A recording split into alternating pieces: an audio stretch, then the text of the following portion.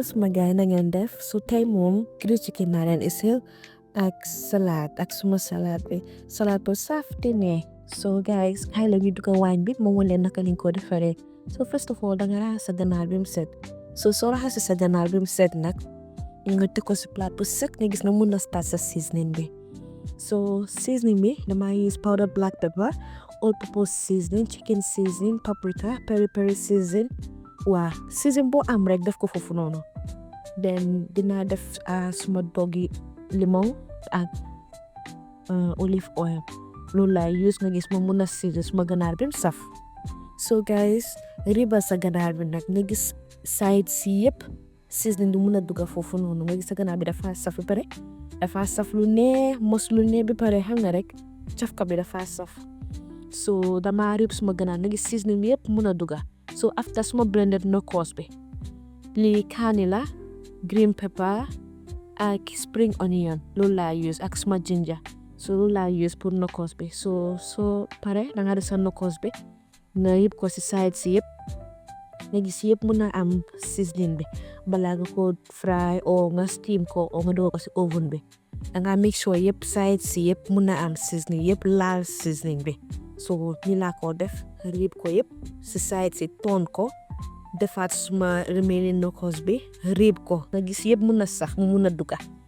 seasoning bi dafa war a sax nga gis ne sa ganaar bi dafa neex ba pare dafa saf lu neex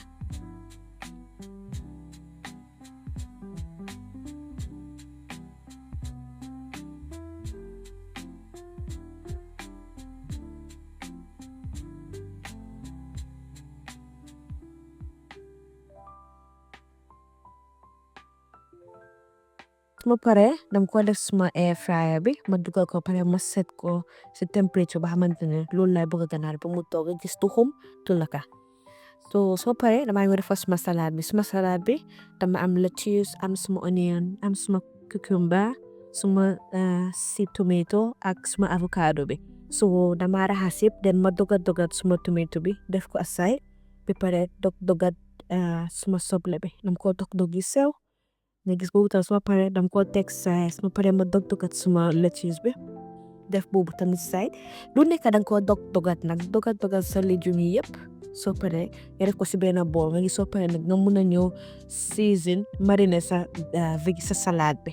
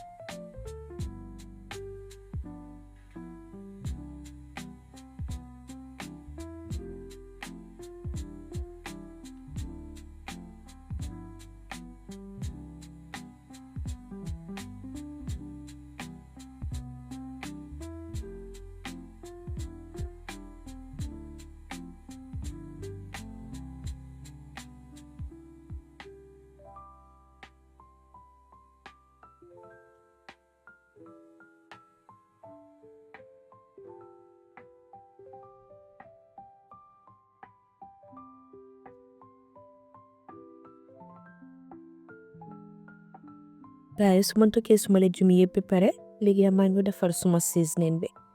pour suma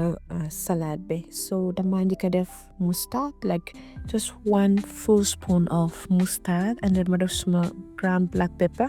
and then ma def a bit of vinegar then ma def suma Maggi cube ma def half rek waruta bari so suma paree dama ko yëngal nga gis yëpp mu mix yëpp all together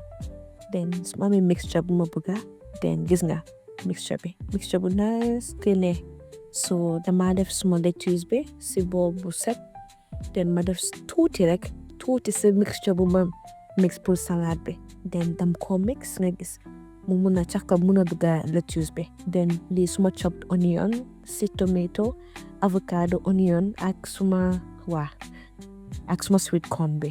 loolu la mix together yëngal ko am ko yëngal yëpp nga gis mu mun a like cafka bi mun a dugga yëpp mu mun a saf am ko mix yëngal ko nga gis mu mun a mixture mu ko laal then ma def desiti seasoning bi marinate bu ma def pour suma salade bi then ma sotti yëpp then ma yëngal ko then suma pare ma yëngal ko suma salade bi pare na mu ngi nii nice na rafet na